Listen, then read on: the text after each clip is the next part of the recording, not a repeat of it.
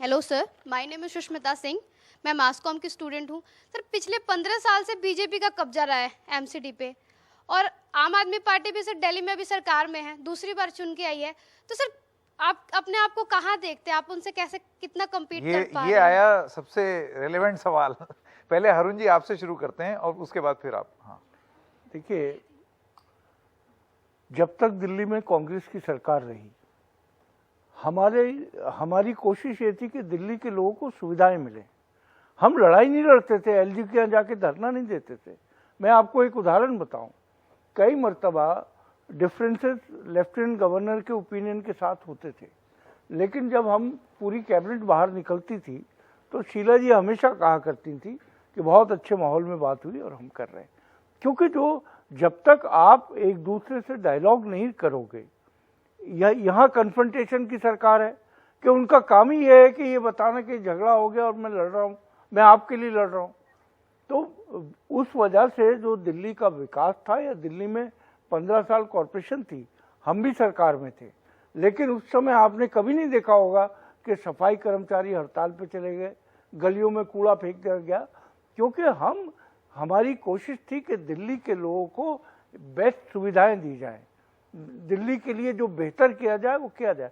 दिल्ली के अंदर आपको मैं एक हैरतअंगेज आंकड़ा देता हूं, 1.7% 98 में ग्रीन कवर बढ़ा था तक।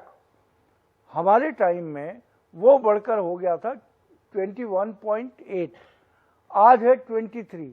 तो 8 साल में केवल इन्होंने 2.6% जो है ग्रीन कवर बढ़ाया।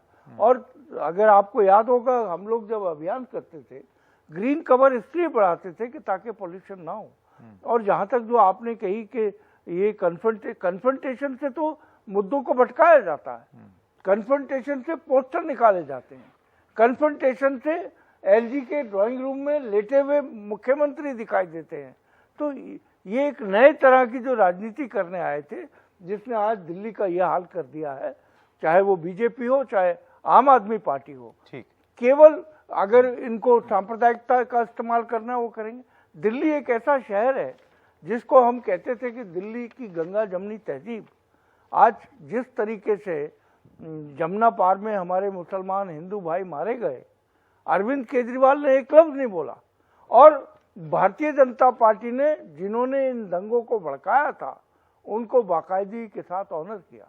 अभी गुजरात का केस है, बिल्किस बानो हिंदू होती या मुसलमान होती, आप बताइए, जिसके 3 महीने की प्रेग्नेंट थी और 3 साल की बच्ची को दीवार पे दे के मार दिया गया। अरविंद केजरीवाल गुजरात में घूम रहे, एक लफ्ज नहीं बोलते। अगर हम में इंसानियत है, ये धर्म, ये सब चीजें हम सबको ये बताती हैं कि एक दूसरे से प्यार मोहब्बत से रहा जाए। लेकिन ये धर्म की जो एक नई शक्ल, जो अब अरविंद केजरीवाल चूंकि बी टीम है भारतीय जनता पार्टी की, जो शक्ल इन्होंने निकाली है, मैं समझता हूं उससे केवल और केवल आपका ध्यान, नौजवानों का ध्यान मुद्दों पे ना जाए, झगड़े पे जाए कि ये इससे लड़ रहे हैं, वो उससे लड़ रहे हैं, ये कह रहे हैं।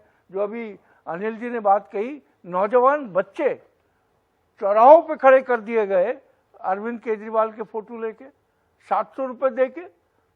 किस तरीके की निर्लजता है, किस तरीके का शेमफुल एक्ट है।